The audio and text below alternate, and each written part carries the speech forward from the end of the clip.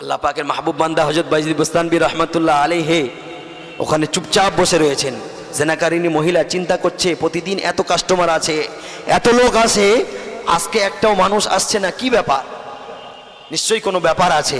বলে ওই দেখো একটা ফকির বসে রয়েছে, একটা আল্লাহর মাহবুব বান্দা বসে রয়েছে। আল্লাহ পাকের মাহবুব বান্দার কাছে গেল, সেই জেনাকারিনী মহিলাটা গেল, পতিতাটা গেল, আপনি আবেদ মানুষ, ফকির মানুষ, দরবেশ মানুষ, অলি মানুষ, আপনি এখানে বসে রয়েছেন কেন? বলে আমি তোমার কাছে এসেছি। বলে আমি তোমার কাছে এসেছি। বলে কি ব্যাপার? বলে আমি তোমার কাছে যাব, তাই তুমি কত টাকা নেবে বলো, তুমি যত টাকা চাইবে আমি তত টাকা দেব, কিন্তু আমি বাইজিদ, আমি যে অর্ডার দেব আমার অর্ডার অনুযায়ী তোমাকে চলতে হবে। বলে হ্যাঁ, আপনার অর্ডার অনুযায়ী চলবো, আপনার কথা অনুযায়ী আমি চলবো। আল্লাহ পাকের মাহবুব বান্দা হযরত বাইজিদ বুস্তানবী রহমাতুল্লাহ আলাইহি কি করলেন? বলে একটা অজু করে এসো, একটা মশাল্লা নিয়ে এসো। আল্লাহ পাক সেই বান্দি জেনাকারিনী মহিলা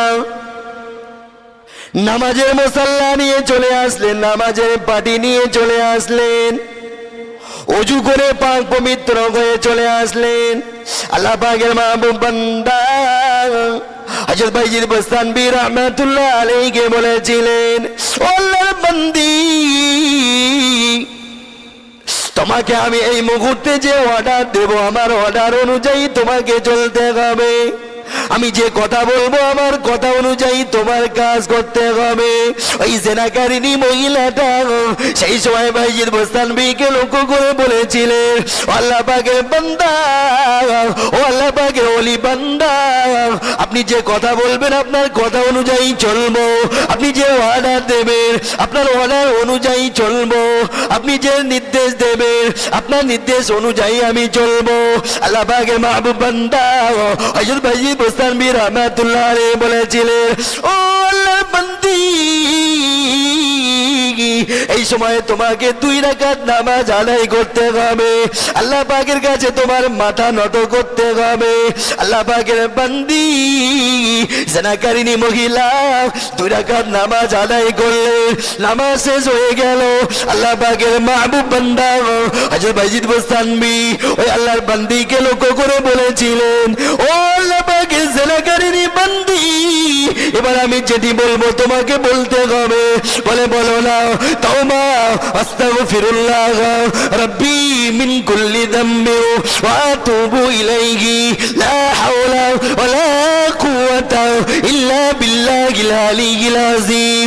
সঙ্গে সঙ্গে আল্লাহ পাকের সেই বান্দি জেনাকারিনী মহিলা, ওই পতিতা মহিলাটি সাথে সাথে তওবা পড়ে নিলেন, কালেমা শাহাদাত পড়ে নিলেন, কালেমা তাইয়্যিবা পড়ে নিলেন। আল্লাহ পাকের বান্দিকে নিয়ে বাইজিদ বুস্তানবী আল্লাহর দরবারে 2টি ফরিয়াদের হাত তুললেন, ও রব্বুল আলামিন, আল্লাহ পাক, এই মুহূর্তে আমি কি উদ্দেশ্যে এসেছি, কি উদ্দেশ্যে তোমার দরবারে হাত তুলেছি, আমার আসার উদ্দেশ্য কি? তুমি তো অন্তর্যামী, তুমি তো আলিমুল গায়ব, তুমি তো সামিউন বাসীর, তুমি তো আলিমুম বিদাতিস সুদূর। ও রব্বুল আলামিন, আল্লাহ পাক, আমি এসেছি আপনার এই বান্দি গুনার কাজে শামিল হয়ে আছে, চেনা করার কাজে শামিল হয়ে আছে, সে প্রফেশনাল ভাবে চেনার কাজে লিপ্ত থাকে, পতিতা থাকে, দেখো ব্যবসা করে। ও রব্বুল আলামিন, আল্লাহ, তোমার দরবারে আমি ফরিয়াদের হাত তুলেছি, তাকে নিয়ে তওবা করিয়েছি, নামাজ পড়িয়েছি, কালেমা তাইয়্যিবা পড়িয়েছি, কালেমা শাহাদাত পড়িয়েছি। ও রব্বুল আলামিন, আল্লাহ, সবকিছু ক্ষমতার মালিক তো তুমি আল্লাহ, ইন্নাল্লাহা আলা কুল্লি শাইইন কাদির। ও রব্বুল আলামিন, আল্লাহ পাক, তুমি তো কোরআন পাকের মধ্যে ইরশাদ করেছো, তুইজ্জু মান তাশা ওয়া তুযিল্লু মান তাশা ও বিয়াদিকাল খায়র। তুমি আল্লাহ যাকে মনে করো তাকে সম্মান দিতে পারো, তুমি আল্লাহ যাকে মনে করো তাকে বেইজ্জতি করতে পারো। ও রব্বুল আলামিন, আল্লাহ পাক, তুমি তো কোরআন পাকে ইরশাদ করেছো তুলিজুল লাইলা ফিন নাহারি ওয়া তুলিজুন নাহারা ফিল লাইল, রাতের ভিতর থেকে দিনটাকে টেনে টেনে টেনে টেনে টেনে টেনে বার করো, আবার দিনের ভিতর থেকে রাতটাকে টেনে টেনে টেনে টেনে বার করো। ও রব্বুল আলামিন আল্লাহ, তুমি তো কোরআন পাকে ইরশাদ করেছো ইখরিজুল হাইয়া মিনাল মাইয়িতি ওয়া মুখরিজুল মাইয়িতা মিনাল হাই, তুমি তো জীবিতকে মৃত করতে পারো, আবার মৃতকে জীবিত করতে পারো। ও রব্বুল আলামিন আল্লাহ পাক, আমি ভাইজি তোমার দরবারে হাত তুলেছি, আমার এই হাত তোলার বদৌলতি তোমার ওই গুনাহগার বান্দিকে জীবনের মতো ক্ষমা করে দিয়ে তোমার ওই বান্দিকে আল্লাহ ওয়ালি করে নাও। একবার জোরে বলুন না সুবহানাল্লাহ। কিতাবের মধ্যে এসেছে। আচ্ছা, একটা মোবাইল এখানে হারিয়ে গিয়েছে কার? যদি কেউ কোনো সহৃদয় ভাই পেয়ে থাকেন একটু জানাবেন। যদি কোনো সহৃদয় ভাই একটা মোবাইল এখানে হারিয়ে গিয়েছে, স্টেজের সামনে আমাদের সভাপতি বাবাজি উনি জানিয়েছেন, যদি কেউ পেয়ে থাকেন একটু দয়া করে জানাবেন। আল্লাহর দরবারে ফরিয়াদের হাত তুলে হাত নামালেন সেই পতিতা বান্দি, পতিতা মহিলা। সেই দিন থেকে কিতাবের মধ্যে লেখা হয়েছে, সেই দিন থেকে আর কোনো দিন ওই জিনার কাজে, ওই গুনার কাজে আর কোনোদিন লিপ্ত হয়নি। বলুন না সুবহানাল্লাহ। একবার দরুদ শরীফ আল্লাহুম্মা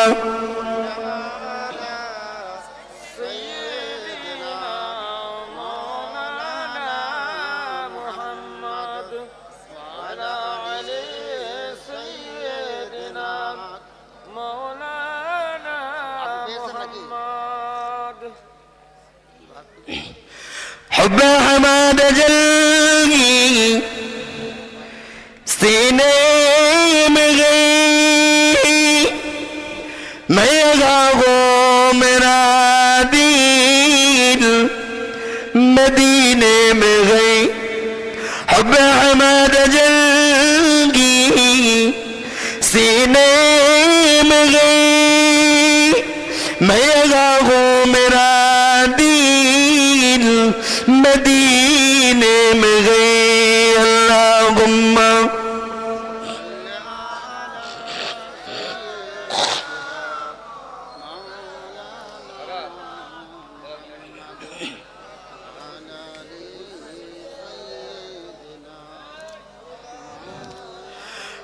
پیغمبروں کا روزہ دکھا دے خدا، دری مدد سے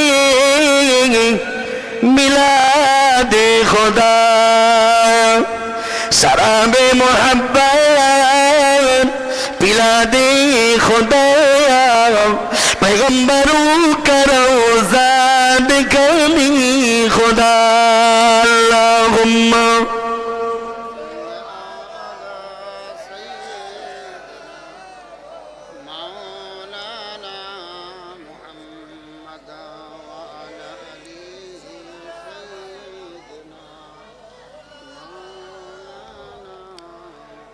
জিনা এত বড় গুনাহ, জিনা করা, ব্যভিচার করা এত বড় গুনাহ। আল্লাহর নবী বলেছেন ইদা জানাল আব্দু খরাজা মিনহুল ঈমান, আল্লাহর কোন বান্দি, আল্লাহর কোন বান্দা যখন জিনার কাজে লিপ্ত হয়, এই জিনা করার বদৌলতে তার ভিতর থেকে মহামূল্যবান ঈমান নামীয় মূল্যবান সম্পদটি দূরীভূত হয়ে যায়। বলুন না নাউজুবিল্লাহ। সমাজে কত জিনা হচ্ছে, আমরা মনে করি শুধু কুকাজে লিপ্ত হলেই ওটা জেনা, কিন্তু না। চোখের জেনা রয়েছে, হাতের জেনা রয়েছে, পায়ের জেনা রয়েছে, মুখের জেনা রয়েছে। আপনি এই চোখ দিয়ে যদি কোনো বেগানা নারীর দিকে কুদৃষ্টিতে তাকান, মনে রাখবেন সঙ্গে সঙ্গে আপনার ওটা চোখের জেনায় পরিণত হয়ে যাবে। এই হাত দিয়ে যদি কোনো বেগানা নারীর দিকে হাতটাকে আগান অসৎ নিয়াতে, এই হাতের জেনা হয়ে যাবে। জেনে রাখবেন আজকে যে সমস্ত বেগানা পুরুষ, বেগানা নারীরা রাস্তায় বেপরদায় বেহায়ার মতো ঘোরাফেরা করছে, তারা প্রতিনিয়ত জেনার কাজে লিপ্ত হচ্ছে। জেনে রাখবেন জেনাকারী মহিলা এবং জেনাকারী পুরুষ এবং জেনাকারিনী মহিলাদের জন্য ওই রকম কঠিন আযাব কিন্তু ভোগ করতে হবে। আমাদের জন্য অপেক্ষা করছে। আল্লাহ পাকের একজন বান্দি আল্লাহ নবীর কাছে এসে জানালেন, ইয়া রাসূলুল্লাহ, ইয়া হাবিবাল্লাহ, আমি জীবনে একটা মহা অন্যায় করে ফেলেছি, গুনার কাজ করে ফেলেছি।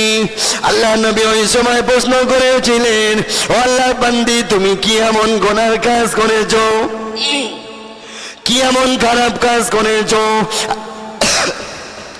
আল্লাহ পাকের বান্দি ওই সময় বলেছিলেন, আমি জিনার কাজ করে ফেলেছি, আল্লাহ কি আমাকে ক্ষমা করবে, আল্লাহ কি আমাকে মাফ করবে? আল্লাহর নবী ওই সময় বলেছিলেন, ও আল্লাহর বান্দি, তুমি গুনাহ করেছো, জিনা করেছো, ব্যভিচার করেছো, অন্যায় কাজ করেছো, কুকাজ করেছো, তবে আল্লাহ তওবার দরজা কিয়ামত পর্যন্ত খোলা রয়েছে। তুমি যদি তওবা করো, ইস্তেগফার করো, মাথা নত করো, আল্লাহর কাছে তুমি যদি রুজু হয়ে যাও, আল্লাহ পাক তোমার জীবনের গুনাহগুলো মাফ করে দেবে।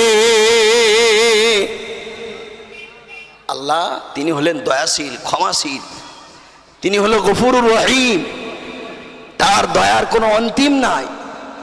মায়ের মনেও আল্লাহ দয়া দিয়েছিলেন, আব্বার মনেও আল্লাহ দয়া দিয়েছিলেন।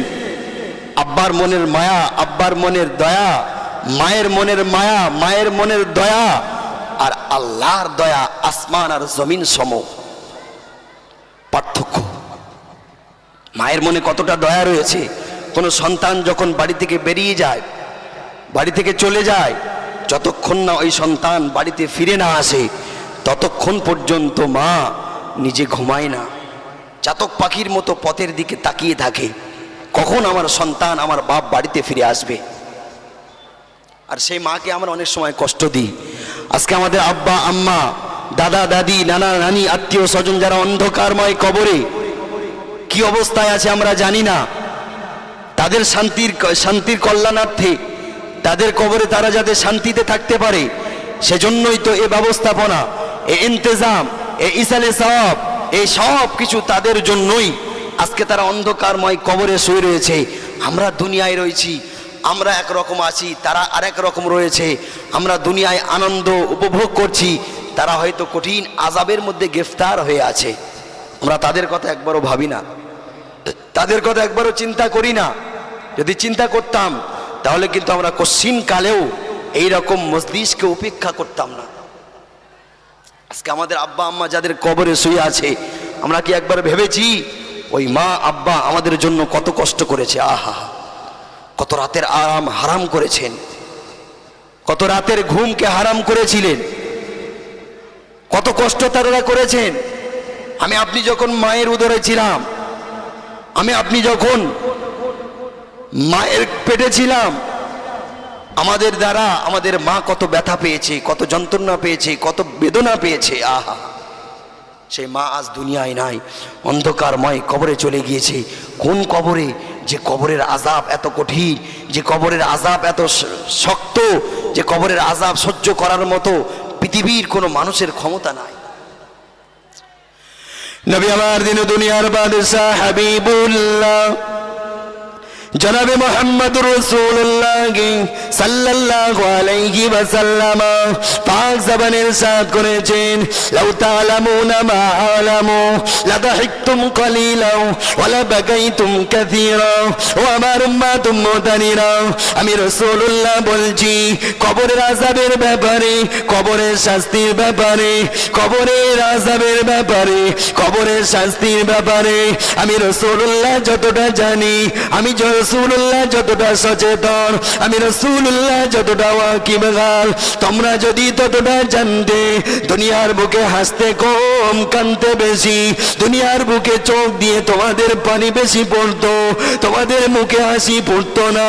আল্লাহ নবী আরো জানিয়েছে, লাউ তা'লামুল الغيم ما تعلمون لما أكلتم منها سمينا ও আমার উম্মত মুতানিরা আমি রাসূলুল্লাহ বলছি দুনিয়ার বুকে যে সমস্ত চতুষ্পাদ জন্তু রয়েছে তোমরা কবরের আযাবের ব্যাপারে যতটা জানো দুনিয়ার বুকে ওই সমস্ত চতুষ্পাদ জন্তুরা যদি তোমাদের মতো জানতো কোন চতুষ্পাদ জন্তু তোমরা কখনোই হৃষ্টপুষ্ট তরতাজা খেতে পারতে না। দুনিয়ার বুকে তোমরা যতটা কবরের আযাবের ব্যাপারে জানো গরু ছাগল ভেড়া মেষ এই সমস্ত চতুষ্পদ জন্তু যদি তোমাদের মতো অতটুকু জানতো কোনো গরু কোনো ছাগল কোনো মেষ কোনো ভেঁস হৃষ্টপুষ্ট থাকতো না। তারা কবরের আযাবের ভয়ে কবরের শাস্তির ভয়ে কবরের কঠিন পরিস্থিতির ভয়ে তারা জীর্ণ শীর্ণ হয়ে যেত একেবারে রুগ্ন শুকনো হয়ে যেত। আল্লাহ নবী বললেন আমি যতটা জানি তোমরা যদি ততটাও জানতে জেনে রাখতে তোমাদের মুখে হাসি আসতো না তোমরা কান্নাকাটি করতে বেশি। আহা হা ওই কবরে তো আমাকে এবং আপনাকে যেতে হবে আমাকে এবং আপনাকে ওই কবরে যেতে হবে। ওই কবরের কথা আমরা কতটা চিন্তা করেছি কবর কত কঠিন জায়গা। আজকে যারা কবরের জগতে শুয়ে রয়েছে তাদের সাথে যদি আমাদের কোনো যোগাযোগ থাকতো কোনো লিঙ্ক থাকতো তারাই বলতে পারতো যে কবর কতটা কঠিন জায়গা। কোরআন হাদিস অনুযায়ী আমরা যতটুকু জানতে পারি কোন মানুষ যদি ঈমান হারা হয়ে কবরে যায় কোন মানুষ যদি বেঈমান হয়ে কবরে যায় ওই কবর তার জন্য সংকীর্ণ হয়ে যাবে। নবী পাকের কন্যা হযরত ফাতিমাতুজ জাহরা রাদিয়াল্লাহু তাআলা আনহা তাকে কবরে রাখা হবে। আমি আপনিও কবরে যাব তাকেও কবরে রাখা হবে। আমার আপনার আব্বা আম্মা যেমন ভাবে কবরে গিয়েছেন আমি আপনি যেমন ভাবে যাব তাকেও ঠিক তেমন ভাবে কবরে নিয়ে যাওয়া হচ্ছে। তাকে কবরে রাখার আগে নবী পাকের একজন প্রাণ প্রিয় সাহাবী হযরত আবু যার গিফারি রাদিয়াল্লাহু তাআলা আনহু তার কবরে নেমেছেন। কবরে আজকে যদি আমাদের কবরের ভয় থাকতো কবরের কথা আমরা যদি একটু স্মরণ করতাম কবরের কথা যদি আমাদের দিমাগে রাখতাম তাহলে কিন্তু আমরা বিলাসিতার সাথে অলসতার সাথে বিড়ম্বনার সাথে দুনিয়ার বুকে এইভাবে চলাফেরা করতাম না। আল্লাহর নবী এই কবরের কথা চিন্তা করেছেন। আল্লাহর নবী আমাদের মতো গুনাহগার উম্মতের কথা চিন্তা করেছেন। হযরত ফাতিমাতুজ জাহরা রাদিয়াল্লাহু তাআলা আনহার কবরে নামানোর আগে নবী পাকের একজন প্রিয় সাহাবী হযরত আবু যার গিফারি কবরে নেমে বলছে কবর খবরদার তুমি হুঁশিয়ার তুমি সাবধান তোমাকে এই মুহূর্তে যে জায়গায় রাখা হবে তোমার মাঝে এই মুহূর্তে যাকে রাখা হবে তিনি জান্নাতে যত নারীরা যাবে যত মহিলারা যাবে সমস্ত নারী সমস্ত মহিলাদের লিডার হবে। খবরদার তুমি জানো আল্লাহর এই বান্দির সাথে অসৎ আচরণ করবে না। এই মুহূর্তে তোমার মাঝে যাকে রাখা হবে তিনি বিশ্ব নবী আকায়ে নামদার মুফাখখারে মাওজুদা সাইয়্যিদুল মুরসালিন সাইয়্যিদুল কাওনাইনের তিনি হলেন কন্যা। সুতরাং তার সাথে যেন কোনো রকম অসৎ আচরণ না হয়ে যায়। খবরদার এই মুহূর্তে তোমার মাঝে যাকে রাখা হবে শেরে খোদা হযরত আলী কাররামাহুল্লাহু ওয়াজহাহু তিনি হলেন স্ত্রী। খবরদার তার সাথে যেন অসৎ আচরণ না হয়ে যায়। আপনি জানেন সেই কবর সেই সময় কি কথা বলেছিল জবান খুলেছিল কবর সেই দিন মুখ খুলে গিয়েছিল কবরের। কবর সেই সময় আবু যার গিফারিকে লক্ষ্য করে বলেছিলেন ও নবী পাকের সাহাবী আবু যার ও বাবা আবু যার আমি কবর জবান খুলতে তোমার জন্য বাধ্য হয়েছি আমি কবর তোমার জন্য মুখ খুলতে বাধ্য হয়েছি। আমি কবর আমার মাঝে নবীর কন্যাকে রাখা হবে না আলীর বিবিকে রাখা হবে জান্নাতের সরদারিনীকে রাখা হবে না দুনিয়ার কোনো সম্মানীয় ব্যক্তিকে রাখা হবে দুনিয়ার কোনো এমএলএ এমপিকে রাখা হবে না প্রধানমন্ত্রীকে রাখা হবে আমি কবর এটা চিনি না, জানি না, চিনি না, জানি না। ও আল্লাহ পাকের বান্দা বুজার, ও নবী পাকের সাহাবী আবু যার, আমি কবর তাকেই চিনি, আমি কবর তাকেই জানি, আমি কবর তার সাথে ভালো ব্যবহার করব, আমি কবর তার সাথে ভালো আচরণ করব। ও বাবা বুজার, আমার কাছে যে নেক আমল নিয়ে আসবে, আমার কাছে যে ঈমান নিয়ে আসবে, আমার কাছে যে কোরআন নিয়ে আসবে, আমার কাছে যে হাদিস নিয়ে আসবে, আমার কাছে যে ইজমা কিয়াস নিয়ে আসবে, আমার কাছে যে আল্লাহ আল্লাহ রাসূলকে নিয়ে আসবে, ও বাবা বুজার, আমি কবর তার সাথে অসৎ ব্যবহার তো করতে পারি না, আমি কবর তার সাথে অসৎ আচরণ করতে পারি না। ও বাবা বুজার, কিন্তু বাক্কান্দারে আমার কাছে যদি আল্লাহ কোনো বান্দা, সে যদি রিক্সা চালক হয়, সে যদি কোনো রকম নিকৃষ্ট কাজের মানুষ হয়, দুনিয়ার বুকে কোনো ভ্যান চালক, রিক্সা চালক হয়, কোনো কৃষি কাজের মানুষ হয়, কোনো কৃষক মানুষও যদি হয়, মাঠে কাটা মানুষও যদি হয়, আমি কবর সে যদি ঈমান নিয়ে আমার কাছে আসে, আমি কবর আমার কাছে সে যদি কোরআন নিয়ে আসে, আমি কবর আমার কাছে যদি হাদিস নিয়ে আসে, ইজমা কিয়াস নিয়ে আসে, আমি কবর তার সাথে ভালো ব্যবহার করব। জোরে বলুন সুবহানাল্লাহ। আমার কাছে কারো পরিচয় দেওয়ার প্রয়োজন নাই, কে কার বেটি, কে কার কন্যা, কে জান্নাতের সরদারিনী, কে কার বিবি, কে কার স্ত্রী। আমি কবর আমার কাছে ও হিসাব, আমি ও হিসাব দেখি না, আমি দেখি আল্লাহর যে বান্দা, আল্লাহর যে বান্দি আমার কাছে এসেছে, তার নেক আমল কতটা আছে, সৎ আমল কতটা আছে, তার ঈমান আছে কিনা। ঈমান যদি না থাকে আমার দুর্ব্যবহার তার সাথে শুরু হয়ে যাবে, ঈমান যদি থাকে আমার সৎ আচরণ তার সাথে শুরু হয়ে যাবে। কোরআন নিয়ে যদি আসে, হাদিস নিয়ে যদি আসে, আমি কবর তার সাথে কখনোই অসৎ ব্যবহার করতে পারি না। আমি আপনি সেই কবরে তো যাব। নবীর কন্যার জন্য যদি কবর এমন কথা বলে, আলীর বিবির জন্য যদি কবর এমন কথা বলে, জান্নাতে যত নারীরা যাবে, জান্নাতে যত মহিলারা যাবে, জান্নাতে যত কন্যারা যাবে, সমস্ত নারীদের লিডার যিনি হবেন, সমস্ত নারীদের সরদারিনী যিনি হবেন, তার ব্যাপারে কবর যদি এমন কথা বলে, তাহলে আমি আপনি তো সাধারণ মুসলমান, আমার আপনার কি করুণ দশা সেই দিনে হবে, আমার আপনার কি করুণ পরিস্থিতি সেই দিনে হবে।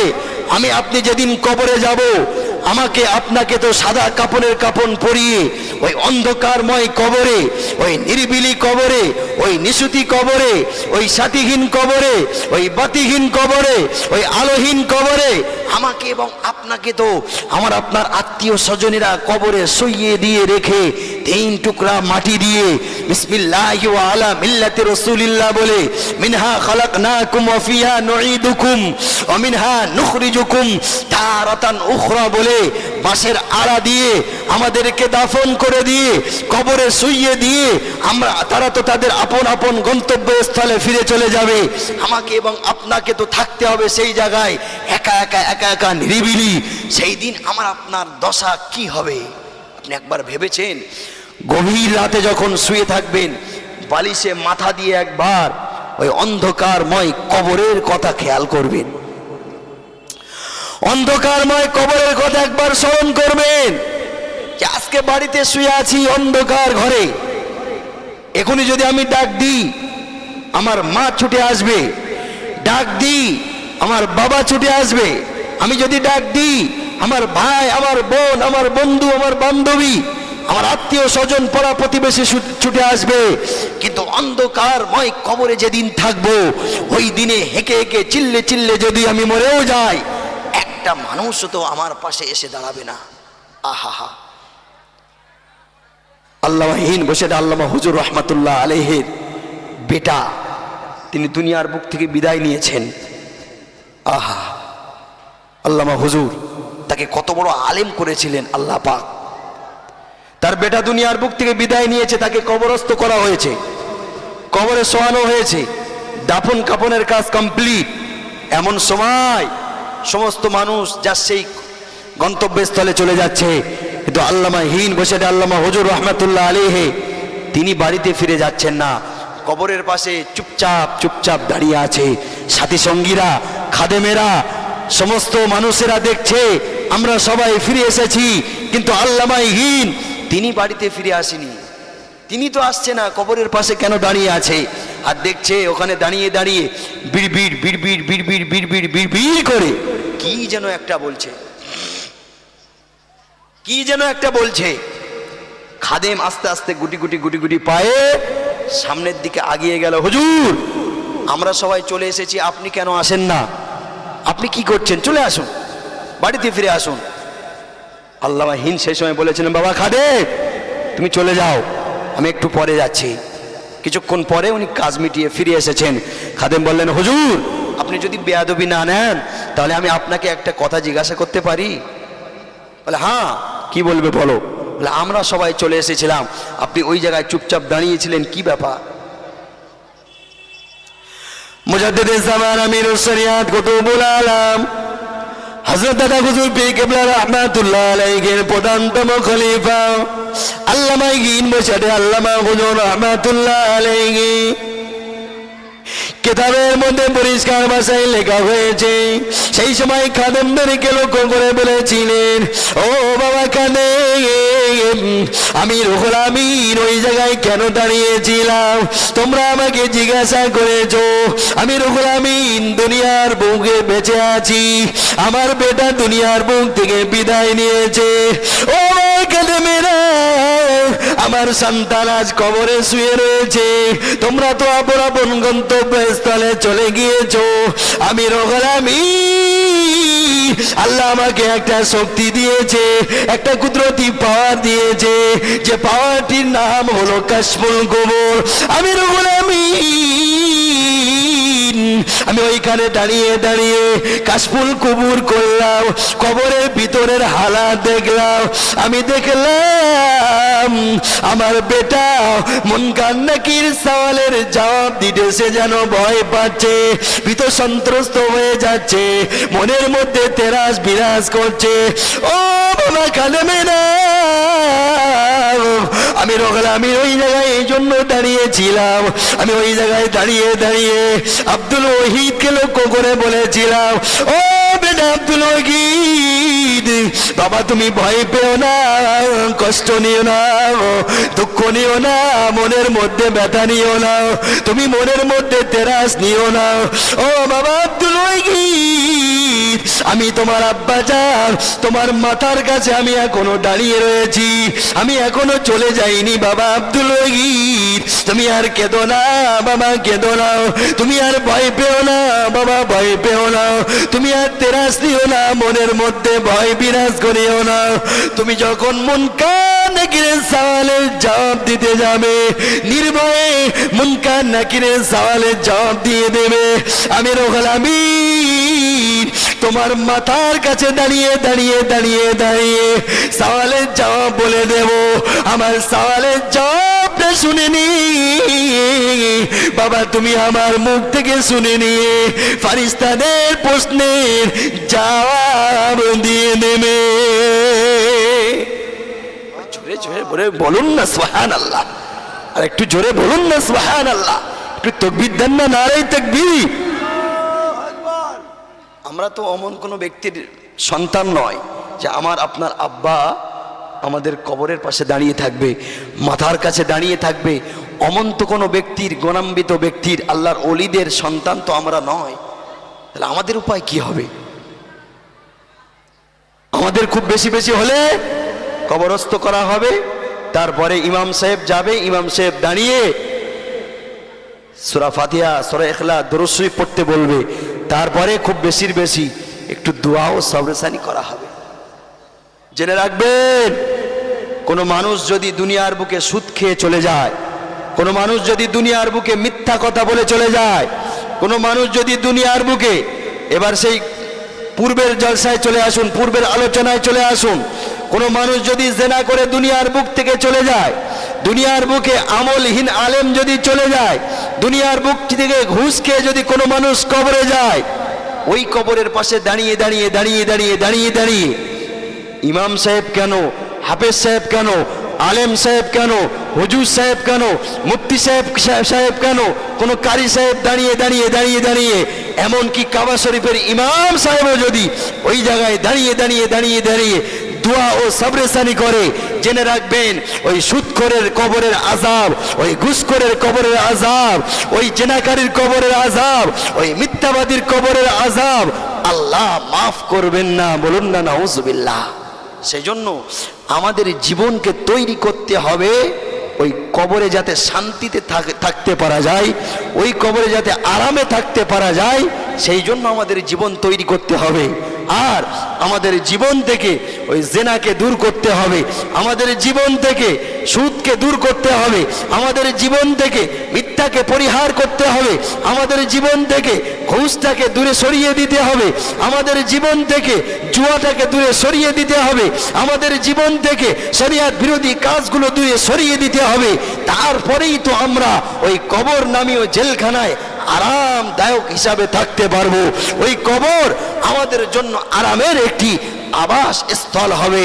পক্ষান্তরে আমরা যদি দুনিয়ার মায়ায় পড়ে, দুনিয়ার মায়ার জালে জড়িয়ে আমরা যদি সুদটাকেও নিজের জীবনের রূপান্তরিত করি, ঘুষটাকেও যদি অ্যাকসেপ্ট করি, জুয়াটাকেও অ্যাকসেপ্ট করি, এদিকে নামাজ পড়বো, এদিকে সুদ খাবো, এদিকে নামাজ পড়বো, এদিকে জুয়া খাবো, এদিকে নামাজ পড়বো, ওদিকে ঘুষ খাবো, এদিকে নামাজ পড়বো, ওদিকে মহিলা সমিতি করব, এদিকে নামাজ পড়বো, ওদিকে বন্ধন করব, এদিকে নামাজ পড়বো, অপরদিকে ব্যাংকিং লুদের সুদের সাথে আমরা জড়িত থাকবো, ওই নামাজ আল্লাহর দয়ার জান্নাত পর্যন্ত পৌঁছাতে পারবে না। কারণ একদিকে যেমন এদিকে পরিহার করতে হবে, অপরদিকে নিজের জীবনে নামাজ, রোজা, হজ, যাকাতটাকে কোরআন হাদিসের রুলস অনুযায়ী নিজের জীবনটাকে তৈরি করতে হবে। তবেই তো আমরা আল্লাহ দয়ার জান্নাতের হকদার হতে পারব। আল্লাহর বান্দা যদি নামাজ পড়ে, সারা জীবন নামাজ পড়ে, এদিকে তার পাশাপাশি যদি সুদের সাথে তার ব্যবসা জড়িয়ে থাকে, সারা জীবনের নামাজ আল্লাহর ওই বান্দা সারা জীবনের নামাজ জান্নাতে দিতে পারবে না। আল্লাহ বান্দা যদি নামাজ পড়ে, ঠিক তার পাশাপাশি ঘুষের সাথে যদি তার সম্পর্ক থাকে, আল্লাহর ওই বান্দা ওই জান্নাত পর্যন্ত পৌঁছাতে পারবে না। আল্লাহ বান্দা যদি নামাজ পড়ে, ঠিক তার পাশাপাশি যদি জেনার সাথে লিপ্ত থাকে, আল্লাহর ওই বান্দা ওই নামাজ দ্বারা আল্লাহ দয়ার জান্নাতে পৌঁছাতে পারবে না। কোন সুদখোরের কবরের আযাব আল্লাহ মাফ করবে না, সুদখোরের নামাজ আল্লাহ কবুল করবে না, সুদখোরের রোজা আল্লাহ দরবারে গৃহীত হবে না, সুদখোরের দান খয়রাত আল্লাহ দরবারে গৃহীত হবে না, জিনাকারীর নামাজ আল্লাহ দরবারে কবুল হবে না, জিনাকারীর রোজা আল্লাহ দরবারে কবুল হবে না, জিনাকারী কবরের আযাব মহান আল্লাহ মাফ করবে না, জিনাকারী কবরের আযাব কিয়ামতের কঠিন দিন পর্যন্ত আল্লাহ ওই কবরে আল্লাহর ওই বান্দার আযাব দিতে থাকবে। আমি আযাবের কথা বলতেছিলাম, নবী পাকের একটি স্বপ্নের কথা বলছিলাম। আল্লাহ নবী বলেছিলেন, দুইজন ব্যক্তি আমাকে নিয়ে অনেকগুলো আযাবের দৃশ্য দেখালো। আল্লাহ নবী শেষের দিকে বলেছিলেন, কিছুটা দূর যাওয়ার পরে একটা বাগানে আমাকে আবার ঢোকানো হলো। ওই বাগানের মধ্যে যেই না ঢুকেছি, বাগানের মধ্যে গিয়ে দেখি একটা বড় গাছ রয়েছে।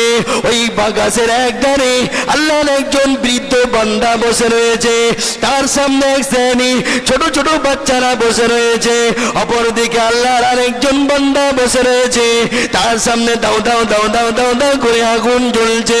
আল্লাহ নবী সেই সময় বলেছিলেন আমাকে ওই গাছের উপরে তোলা হলো, গাছের মিডিল পয়েন্টে একটি ঘর দেখতে পেলাম, ওই ঘরের মধ্যে এক শ্রেণীর যুবক যুবতীরা রয়েছে। আরো একটু উপরে তোলা হলো, সেই ঘরের মধ্যে দেখলাম আরো সুন্দর সুন্দর কিছু বালক বালিকারা রয়েছে। আল্লাহ নবী জিজ্ঞাসা করেছিলেন ও আমার সাথী সঙ্গীরা, ওই যে দেখলাম গাছের গোড়ায় আল্লাহর একজন বান্দা বসে রয়েছে, তার সামনে ছোট ছোট বাচ্চারা খেলা করছে, আনন্দ করছে, উপহাস করছে। ওই বান্দাটিকে, ওই বৃদ্ধ মানুষটিকে আল্লাহ পাকের দুইজন বান্দা, নবী পাকের ওই দুইজন সাথী, স্বপ্নের দুইজন সাথী বলেছিলেন যে ব্যক্তিটি দেখেছে গাছের একধারে বসে রয়েছে, বৃদ্ধ মানুষটি হলো আল্লাহ নবী ইব্রাহিম আলাইহিস সালাতু ওয়াস সালাম। তার সামনে যে ছোট ছোট বাচ্চাগুলো বসে রয়েছে, ওই বাচ্চাগুলো অন্য কোনো বাচ্চা নয়, দুনিয়ার বুকে যে সমস্ত নাবালেগ বাচ্চারা দুনিয়ার বুক থেকে বিদায় নেয়, নাবালেগ বাচ্চা বাচ্চিরা দুনিয়ার বুক থেকে মৃত্যু মুখে পতিত হয়, ওই সমস্ত নাবালেগ বান্দা বান্দিরা নবী ইব্রাহিমের সামনে বসে রয়েছে। আল্লাহ নবী জিজ্ঞাসা করেছিলেন ও আমার সাথী সঙ্গীরা, গাছের অপর দিকে আরেকজন বান্দা বসেছিল, ওই মানুষটিকে? সেই সময় সাথী সঙ্গীরা বলেছিলেন ইয়া রাসূলুল্লাহ, ইয়া হাবিবাল্লাহ। অপর সাইডে যে মানুষটি বসেছিল, ওই মানুষটি হলো জাহান্নামের দারোগান মালিক ফারিস্তা। মালিক ফারিস্তার সামনে যে জাহান্নামের আগুন জ্বলছিল, ওই আগুনটি হলো জাহান্নামের আগুন। আল্লাহর যে সমস্ত বান্দা বান্দিরা দুনিয়ার বুকে নাফরমানি করবে, কোরআন অনুযায়ী চলবে না, শরিয়াত অনুযায়ী চলবে না, ইজমা কিয়াস অনুযায়ী চলবে না, সারা শরিয়াত অনুযায়ী চলবে না, আল্লাহ আল্লাহ রসুলের কথা অনুযায়ী চলবে না, ওই সমস্ত বান্দা বান্দিদের ওই কঠিন জাহান্নামে কঠিন আগুন দিয়ে জ্বালানো হবে। আল্লাহ নবী জিজ্ঞাসা করেছিলেন গাছের মিডিল পয়েন্টে একটি ঘর দেখতে পেয়েছিলাম, ওই ঘরটি ব্যাপার কি? ওর মধ্যে কিছু যুবক যুবতীরা রয়েছে, কিছু বৃদ্ধ বৃদ্ধারা রয়েছে। আল্লাহ নবীকে লক্ষ্য করে বলেছিলেন ইয়া রাসূলুল্লাহ, ইয়া হাবিবাল্লাহ, দুনিয়ার বুকে এক শ্রেণীর সাধারণ মানুষ রয়েছে, এক শ্রেণীর নেককার আমলকারী মানুষরা রয়েছে, যারা নামাজ পড়ে, রোজা করে, হজ করে, যাকাত দেয়, দান খয়রাত করে, তাসবিহ তাহলিল করে, সব সময় নেক কাজের সাথে শামিল হয়ে রয়েছে। ওই সমস্ত আল্লাহর বান্দা বান্দিরা ওই ঘরের মধ্যে রয়েছে। আরেকটি ঘর যে আপনি দেখতে পেয়েছেন, ওই ঘরের মধ্যে দুনিয়ার বুকে যারা শহীদ হয়ে যায়, ওই সমস্ত সোহাদাই কেরামেরা ওই ঘরের মধ্যে রয়েছে। আল্লাহ নবীকে বলা হলো এবারে আপনি আকাশের দিকে তাকান। আকাশের দিকে তাকালেন, এক খণ্ড মেঘ দেখতে পেলেন। বলে ওটা কি?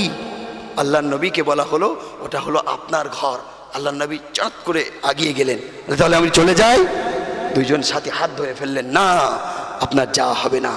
আপনার যখন সময় হবে আপনি অবশ্যই জান্নাতের মধ্যে ঢুকে যাবেন, জান্নাতের মধ্যে চলে যাবেন। এবার জিজ্ঞাসা করলেন ওই দুইজন ব্যক্তি কে কে? বলে আমি জিবরাইল এবং মিকাইল। বলুন না সুবহানাল্লাহ। আল্লাহ রাব্বুল আলামিন আমাদেরকে কোরআন হাদিস অনুযায়ী, ইজমা কিয়াস অনুযায়ী, সারা শরিয়াত অনুযায়ী আমাদের জীবন নামক গাড়িটা পরিচালিত করার তৌফিক দান করুক। আমাদের জীবন থেকে জিনা, ব্যভিচার, সুদ, ঘুষ, মদ, জুয়া, এই সমস্ত শরিয়াত বিরোধী কাজগুলো আমাদের জীবন থেকে পরিহার করার তৌফিক দান করুক। বলে সকলে আল্লাহুম্মা আমিন। ভাষাগত ত্রুটির জন্য ক্ষমা ভিক্ষা করে আমি আমার নাতিদীর্ঘ বক্তব্য এখানেই সমাপ্ত করছি।